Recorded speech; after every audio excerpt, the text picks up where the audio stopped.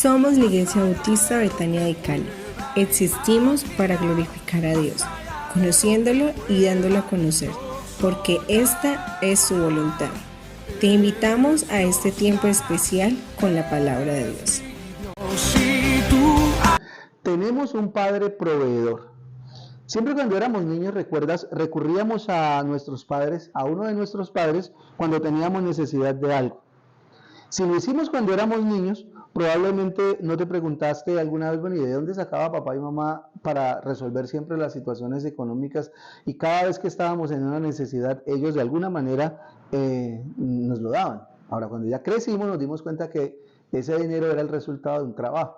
Ese dinero no era que ellos tuvieran una caja llena de dinero y cada vez que les pedíamos ellos iban y sacaban un poquito de la caja. No, era que tenían que trabajar y tenían que hacerlo duro para poder tener dinero para suplir las necesidades de nosotros que somos sus hijos.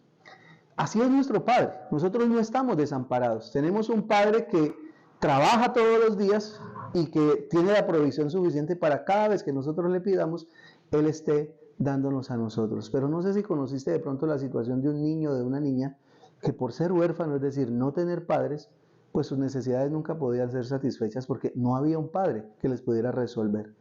¿Sabes que muchos creyentes a veces tienen una sensación de orfandad espiritual?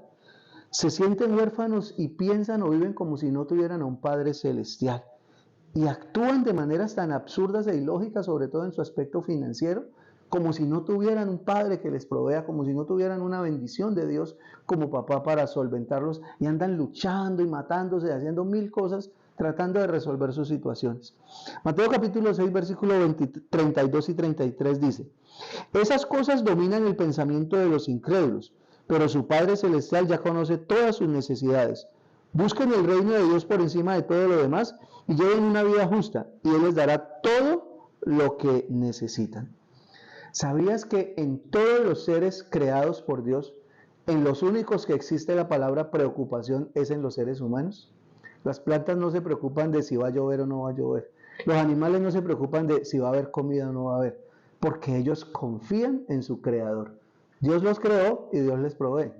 Los seres humanos, por ser seres racionales, tenemos esa capacidad y a veces la usamos para mal. En vez de usarla para creer en Dios, para confiar en Dios y para saber que si Él nos creó y nos trajo a este mundo, Él tiene la bendición para sustentarnos, usamos esa capacidad racional para dudar, para pensar de maneras inadecuadas acerca de lo que Dios tiene para nosotros.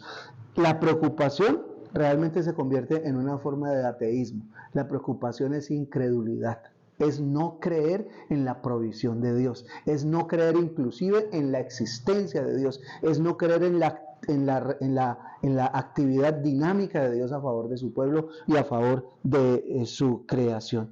Entonces es importante que nosotros podamos pensar que la preocupación es decirle a Dios: todo depende de mí, tú nunca me ayudas o nunca me estás listo para ayudarme en lo que yo necesito. La preocupación es una luz rojita que se prende en el tablero para indicarnos que algo no está bien en cuanto a nuestra fe, en cuanto a nuestra confianza en Dios. El Salmo 111, versículo 5 dice: Él, Dios, da alimento a quienes en Él confían, jamás olvida su pacto. Mira, si la Biblia dice que si Dios envió a Jesús a resolver el problema más grande que tú y yo teníamos, que era el problema del pecado, y mandó a su Hijo Jesús a morir en una cruz por nosotros, ¿cómo no nos va a resolver las necesidades básicas de cada día? ¿Cómo no podemos tener una confianza absoluta en Él para que Él nos ayude en cada situación cotidiana cuando Él es el Padre Celestial, cuando Él es el Dios Todopoderoso, cuando nos ama de una manera que ni nosotros mismos nos alcanzamos lo alcanzamos a entender?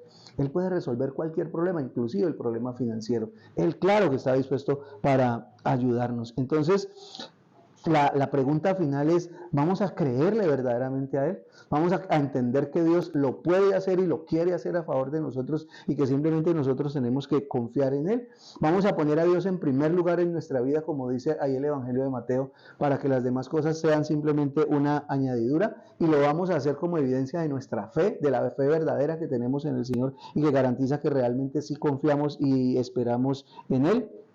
Si realmente tomamos en serio el tema de ser liberados de nuestros temores, entonces tenemos que aprender a poner nuestra vida y sobre todo nuestra vida financiera en las manos de Dios. Si no tenemos el dinero para alguna situación que necesitamos, Dios sabrá cómo encargarse y Dios abrirá puertas para que nosotros lo podamos obtener, porque Él es el Padre Celestial, porque Él está a nuestro lado. Si tomas en serio realmente el ser liberado de los temores financieros, entonces debemos hacer la elección diariamente, 1, de obedecer a Dios y 2, de confiar absolutamente en Él y en su provisión. Ahora, Dios está esperando para que nosotros creamos en su promesa, hagamos de su promesa algo real en nuestra vida y lo busquemos en primer lugar en el ámbito de nuestras finanzas. El gran desafío para el día de hoy entonces es que nosotros podamos creer que tenemos un Padre proveedor. No somos huérfanos espirituales, tenemos un Padre que está por encima de todos los demás padres para ayudarnos y para bendecirnos. Que Dios te bendiga y que puedas tener hoy un excelente día.